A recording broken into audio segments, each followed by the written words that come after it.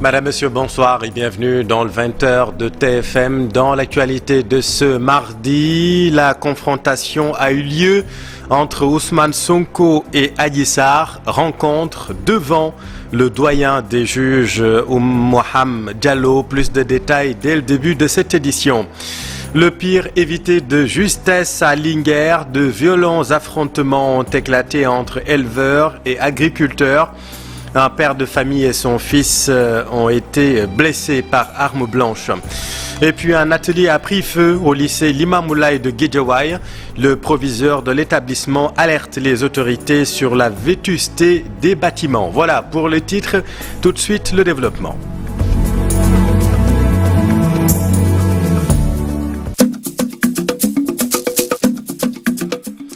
Ousmane Sonko et Adji Sarr ont quitté le palais Lat Dior après leur face-à-face avec Maham Diallo, le doyen des juges.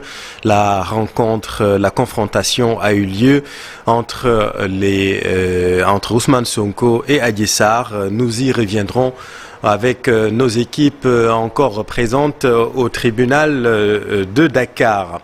Et comme à l'accoutumée, désormais à la cité Keur Gorgui, le dispositif sécuritaire était bien visible ce matin. Dispositif de plus en plus contraignant pour les populations. Voyons tout cela avec Moussa Mané et Diafaraba. 9h, tout est calme comme d'habitude. Les forces de l'ordre sont déjà sur place.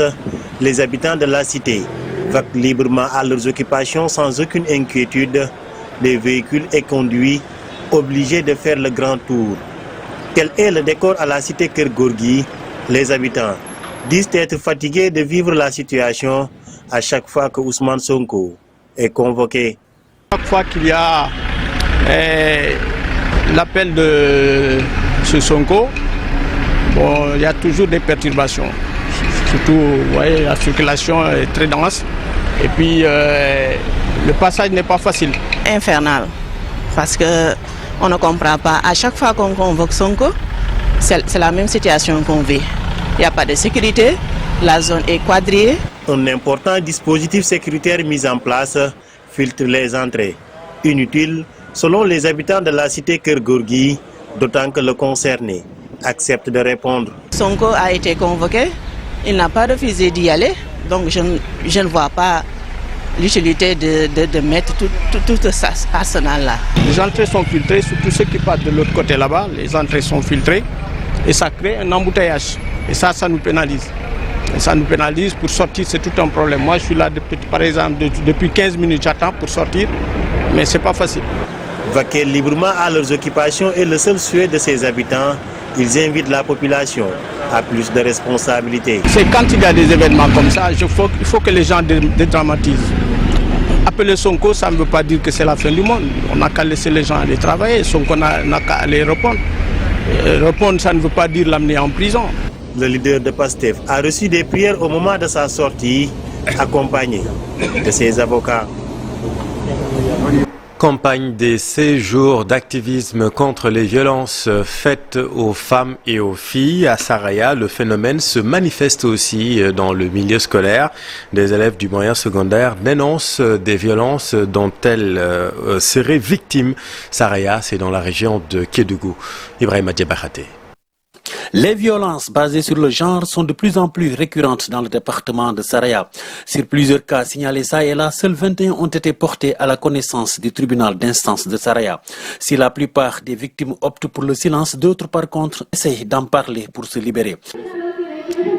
Et puis aussi, il y a les professeurs qui disent aux élèves de sortir ensemble en disant que peux-tu venir chez moi aujourd'hui? Si l'élève répond que je n'ai pas le temps, le professeur lui dit en tout cas, comme tu ne peux pas venir, considère que tu as 0 dans mon devoir. Face à ce phénomène, de nouvelles stratégies dans l'approche sont privilégiées pour contenir ces pratiques néfastes. En prélude à ce projet-là, déjà, mise en place des comités d'éveil, des comités donc de prévoyance de ces cas-là, au niveau communautaire, au niveau arrondissement, au niveau commune, pour qu'au cas où justement on serait confronté à ces difficultés-là, que justement des dispositions soient prises pour effectivement, n'est-ce pas, sauver ces enfants-là. Nous avons vécu dans le Saraya beaucoup de cas comme ça et nous avons activé ces leviers pour que la prise en charge soit effective. En cette célébration des 16 jours d'activisme tenu à Saraya, Plan International à travers son projet Girl Engage Kédougou vient d'organiser une foire de sensibilisation sur les VBG avec comme objectif d'engager 200 membres influenceurs de la communauté. Vraiment, l'autre grand titre de cette édition, le pire, évité de justesse à Linguère. De violents affrontements ont éclaté entre éleveurs et agriculteurs. Un père de famille et son fils ont été blessés par arme blanche après avoir reçu des coups de machette. Voyons tout cela avec Mamadou Moussa Fandiaï et Sidi Thiam. L'on a frôlé le pire à Moussobé, village situé dans la commune de Djamen Pass dans le département de Linguère. En effet, un éleveur qui voulait paître son troupeau dans le champ de Modoussey a fait face au refus catégorique de ce dernier. Après quelques échanges de propos entre les agriculteurs et l'éleveur, nous dit-on, l'éleveur les a assénés des coups de coupe-coupe. L'incident s'est produit aujourd'hui aux environs de 11 heures. Selon nos sources, l'éleveur, après avoir commis l'acte, a pris la poudre d'escampette, mais il a été rattrapé par les populations de Moussobé armées de gourdins et de râteaux. N'eût été l'intervention des riverains qui ont entendu les cris, le pire serait produit. Actuellement, Modoussey et son fils ont été acheminés au centre de santé Elisabeth Diouf de Dara Djolof. Quant à Modoussey, il a été évacué finalement à l'hôpital Djanatou Mahwa de Touba. Selon des témoins, ils ont reçu des coups de coupe-coupe, l'un au niveau du bras et l'autre sur les doigts. Les éléments de la brigade de gendarmerie de Dara se sont déplacés sur les lieux pour calmer les esprits. L'éleveur a été aussi transféré à l'hôpital pour y recevoir des soins. A signaler que les différends entre les éleveurs et les agriculteurs sont très récurrents dans la zone sylvopastorale, occasionnant souvent des drames. Ainsi, les autorités étatiques doivent trouver des solutions idoines pour éviter ce phénomène qui commence à atteindre des proportions inquiétantes. Merci Mamadou. Et puis je veux l'annoncer en début d'édition, la confrontation a eu lieu entre Ousmane Sonko et Adji Sarr. Nous retournons au Palais Lat Dior, retrouver Pape Faragning. Bonsoir Pape Farah. Bonsoir Chéri Diop. Ousmane Sonko et Adji Sarr ont quitté le tribunal. Que peut-on retenir de cette journée au Palais Lat Dior? Effectivement, c'est Adji Sarr qui vient donc de quitter tout à l'heure donc le tribunal. Il était devant la presse. Ce qu'elle a dit, que c'est Ousmane Sonko qui a fui cette confrontation. Il n'a pas voulu donc répondre aux questions des avocats et du juge, mais aussi Adji Sarr a utilisé donc cette même stratégie pour ne pas répondre donc aux questions des conseils de Ousmane Sonko. Et selon donc Adji Sarr, Sonko ne voulait pas répondre à aucune question, mais pour les avocats de Ousmane Sonko, et donc c'est une affaire donc criminelle. Il va falloir avoir des preuves, et sans preuve, donc le client ne veut pas répondre à des accusations gratuites comme ça. C'est ce qu'ils ont dit. Maître Etienne, Maître Bamba, entre autres, Maître El Hadjouf a aussi dit que donc il faut attendre qu'on ait donc un procès, parce que Ousmane Sonko n'a pas voulu répondre à toutes ces questions. Pour donc la défense du côté de Ousmane Sonko, ils attendent tout simplement à un non-lieu. Actuellement, les avocats continuent de faire des interviews, mais Ousmane Sonko et Adji Sarr ont déjà quitté donc le tribunal depuis ce matin 11h jusqu'à 20h. Nous sommes là, ils sont sortis, donc chacun a signé le PV. Donc actuellement, on peut dire que on attendait à une confrontation, mais c'est le statu quo, parce que chacune des deux parties n'ont pas répondu aux avocats des deux parties, Chérif Diop. Merci beaucoup Pape Faragning en direct du Palais Lat Dior de Dakar.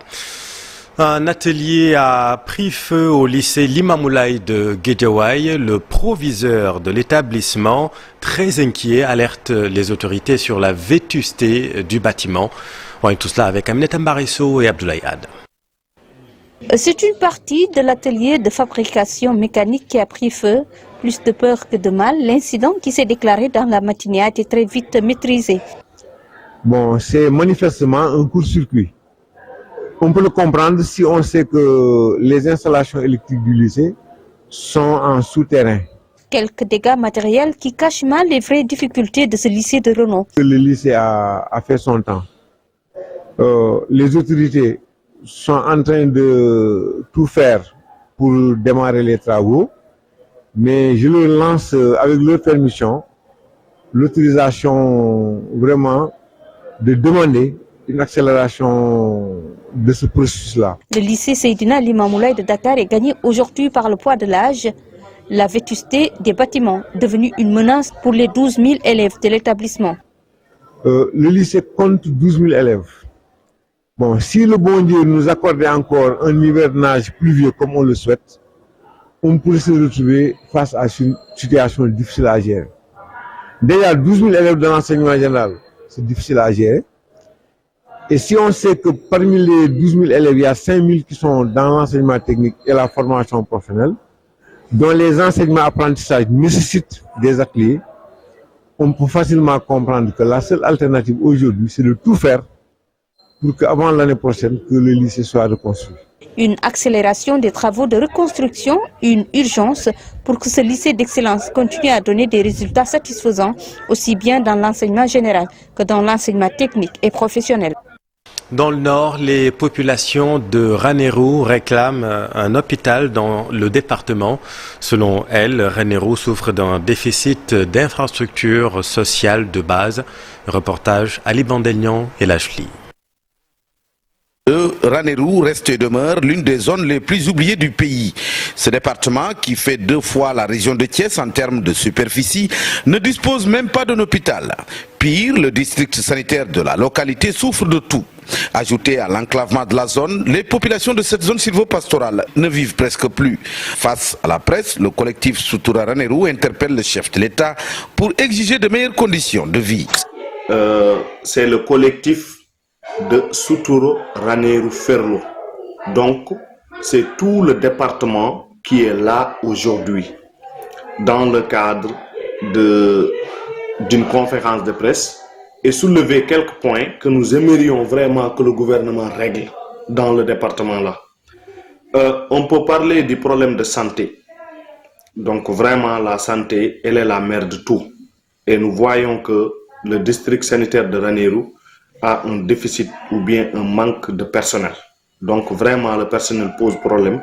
Nous aimerions que le gouvernement nous aide à acquérir du personnel dans le district sanitaire de Ranérou, parce que c'est un district de dernière génération.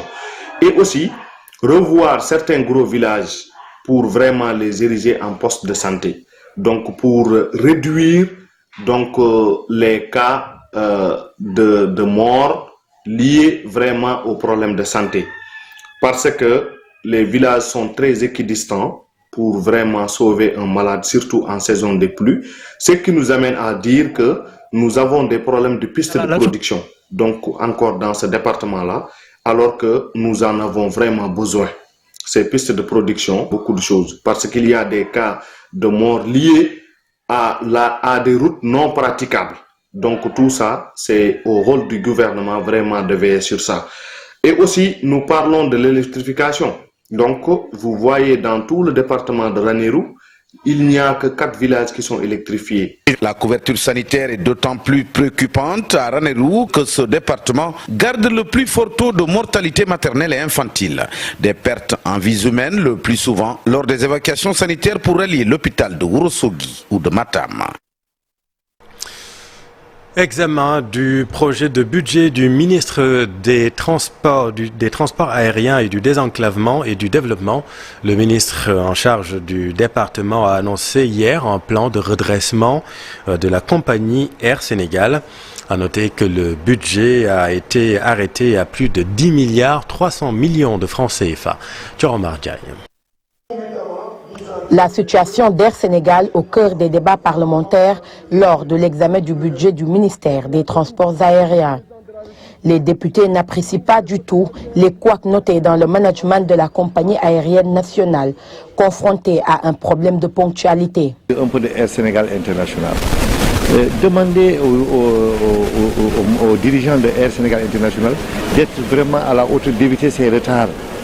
Surtout les retards, parce que la clientèle dans le transport aérien, c'est une concurrence rude. Donc ils doivent, ce que le président a fait, ce que le gouvernement du Sénégal a fait pour mettre en place cette compagnie, acheter beaucoup d'avions, les mettre à la disposition de cette compagnie, les dirigeants doivent faire en sorte qu'il y ait une satisfaction totale de la clientèle. Et cela passe d'abord par la ponctualité et d'éviter vraiment ces retards et d'annulation de vol. Les retards et annulations de vols sont récurrents à Air Sénégal.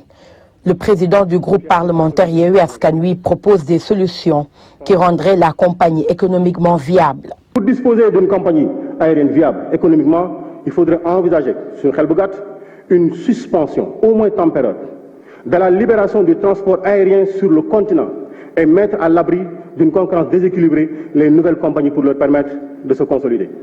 Ci suñu Xel bu Gàtt wàllu engagement financier, est-ce que acquérir une flotte jënd wala louer ban moo ci bu ñu defee analyse bi lan moo ci gën a pertinent ci par rapport ak fi ñu toll. Est-ce qu'il n'est pas mieux pour qu'un tel projet puisse être envisagé dans le cadre d'une coopération, ñu def ko dans le cadre d'une coopération avec un grand constructeur d'avions qui accepte d'orienter ses aéronefs de sa production exploitée dans la sous-région vers ce centre aéronautique. En réponse aux préoccupations des députés sur la situation alarmante de la compagnie nationale, Doudou Ka annonce un plan de redressement d'Air Sénégal. Ce plan de redressement va avoir trois aspects. D'abord, améliorer la performance opérationnelle, améliorer la performance commerciale, mais également améliorer la performance financière pour que notre compagnie devienne rentable en fin 2023 au mieux des cas, au pire des cas en fin 2024. Après avoir fait le procès d'Air Sénégal, les députés ont voté à la majorité le budget du ministère des Transports aériens et du développement des infrastructures aéroportuaires qui s'élève à 10 milliards 377 millions. À vélo ou en scooter, ils sont de plus en plus indispensables dans votre quotidien. Les livreurs demandent aux autorités de réglementer le secteur. Ces micro-entrepreneurs veulent un statut et de meilleures conditions de travail. Reportage Abdoulaye Diop et Pape Sangouni Mbaye. Un métier plein de risques. Et pas de réglementation ni assurance. Les livreurs réclament une meilleure prise en charge de l'État. On doit avoir un permis de conduire, une assurance, une carte grise. Nous rencontrons beaucoup de difficultés dans la rue parce qu'on n'a pas de papier valable et même si on n'en a pas, nous devons quand même travailler. Cet étudiant en communication à l'UVS est devenu un livreur indépendant. Il a vécu des accidents de la route. En fonction du travail, il faut avoir un permis et une assurance et un carte grise pour en cas d'accident. Parce que notre métier là, il y a trop de risques. Parce que même tu peux conduire même normal avec code, mais à tout moment tu peux tomber en accident. J'ai vécu 2 accidents. Mais si je n'avais pas mon assurance, ça va être une catastrophe. Les livreurs digèrent mal le comportement de certains taximans. Nous sommes des jeunes et nous devons travailler. Les conducteurs de taxi doivent nous comprendre. Parfois, nous rencontrons beaucoup de difficultés avec ces taximens. Les taximens nous fatiguent. Ils pensent que c'est nous qui encombrons la route. Les livreurs exigent l'accès au permis de conduire et la réglementation de leur métier. Ils attendent les autorités sur ces points de revendication. Lutte contre l'insécurité routière, fini l'apprentissage sur le tas.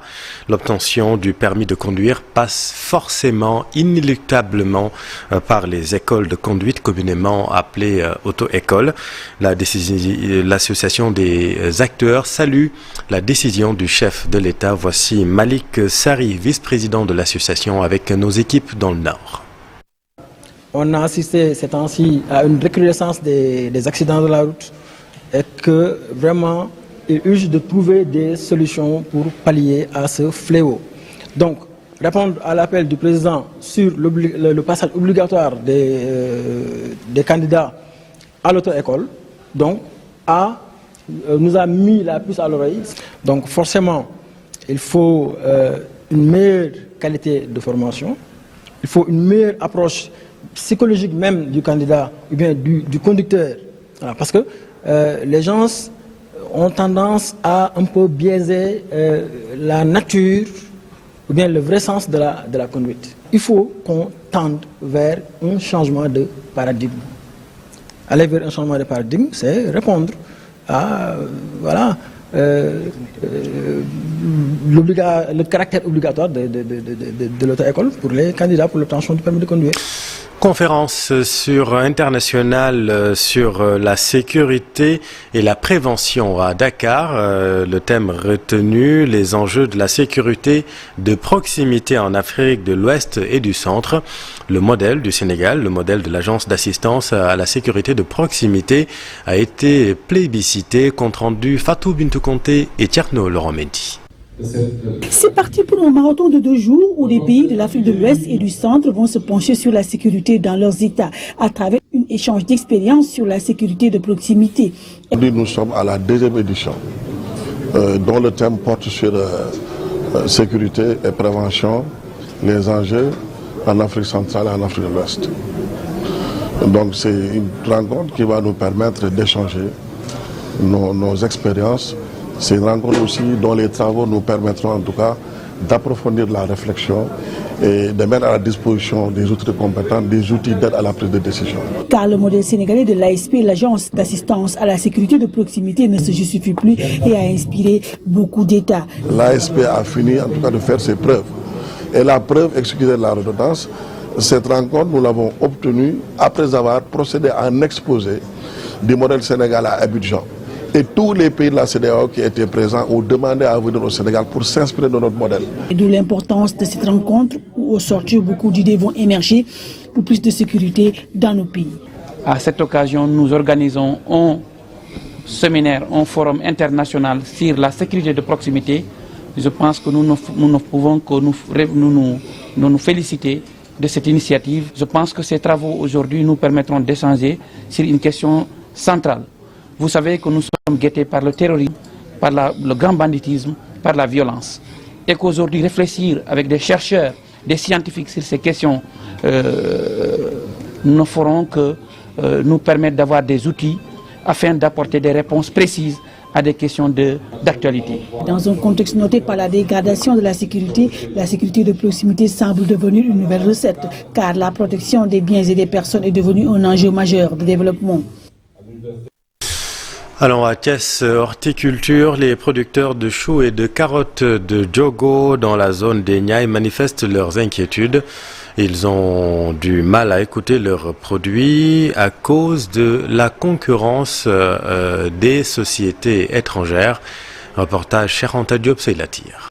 Dans les périmètres maraîchers de Kayar à Diender en passant, à part Diogo, tous les champs de choux et de carottes ont mûri. Mais ces producteurs de la zone des Niayes sont confrontés à des difficultés. Et quand on parle de zone des Niayes, automatiquement on pense au maraîchage. Aujourd'hui, ils ne savent plus à quel sein se vouer parce qu'il y a beaucoup de problèmes. Selon ces producteurs, le marché n'est pas encore ouvert, mais la concurrence déloyale commence à se faire sentir. Après la production, il y a le problème de commercialisation. Il y a aussi un autre problème, c'est l'absence de mesures protectionnistes de la part de l'État. Parce qu'aujourd'hui, les produits étrangers entrent dans notre marché. Le chou, la carotte, ainsi de suite. Donc ils viennent concurrencer nos produits locaux dans notre propre marché. Ça pose problème. Ces gens-là ont besoin d'être protégés, de vendre d'abord leurs produits. Maintenant, s'il n'y en a plus, les autres produits peuvent entrer facilement. Ces producteurs de choux et de carottes signalent également que rien ne marche dans la zone. Il n'y a pas de magasin de stockage, encore moins d'unités de transformation et les produits risquent de pourrir dans les périmètres maraîchers.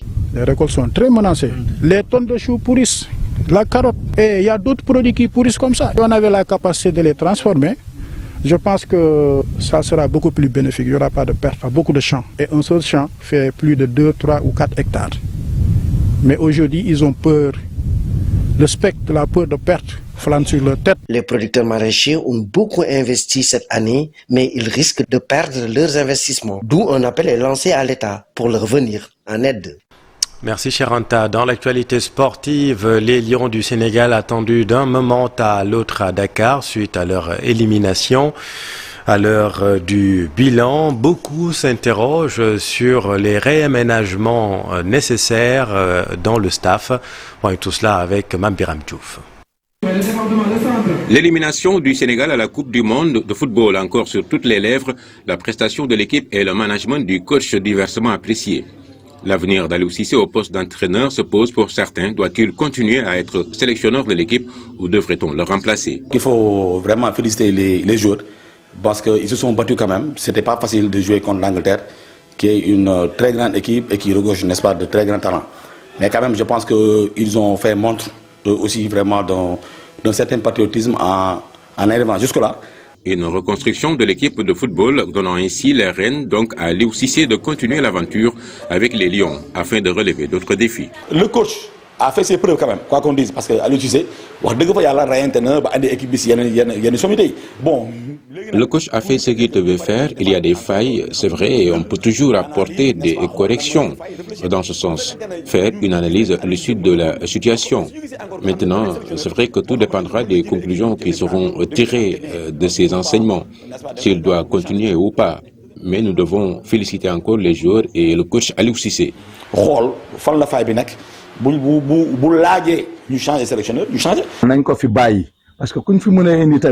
Il doit être maintenu à son poste parce qu'il le mérite. Il a de bonnes relations avec les joueurs, donc il n'y a pas de problème. Aliou Cissé, à mon avis, a la meilleure note que ses prédécesseurs à la tête de l'équipe nationale. Il a remporté la CAN avec l'équipe et a fait 2 participations à la Coupe du Monde.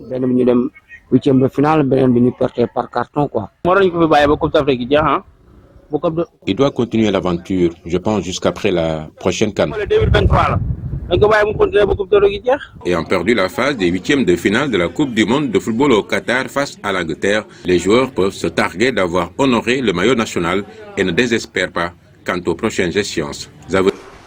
Et la sensation du jour au mondial sent bon le tagine puisque le Maroc a éliminé les... Où les Lions du Sénégal sont de retour de la Coupe du Monde 2022, les Lions locaux démarrent un nouveau stage de préparation du CHAN du 13 janvier au 5 février 2023 en Algérie. Les 26 joueurs convoqués par le sélectionneur Pape Thiaw vont être en regroupement en régime internat au centre Jules François Bocandé de Toubab Dialaw du 8 au 11 décembre prochain. Ces joueurs, pensionnaires de la Ligue 1 sénégalaise, vont donc rejoindre le stage après la 8e journée du championnat.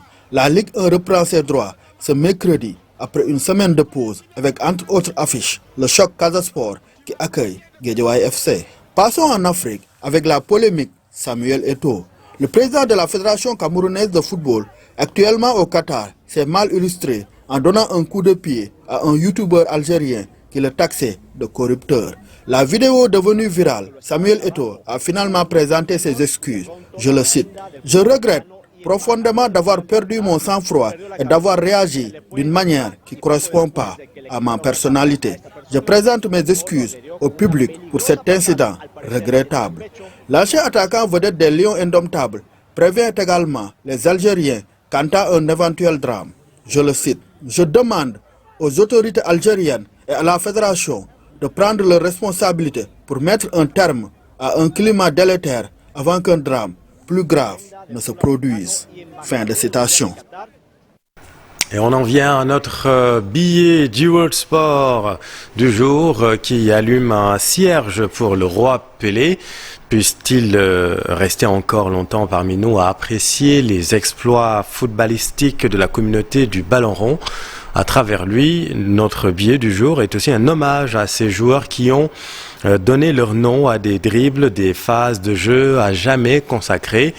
Madjer, Panenka, jusqu'à la bicyclette dans certains Amara Simba. Le billet du jour avec Abdoulaye Cissé. On se rassure comme un peu pour le roi Pelé.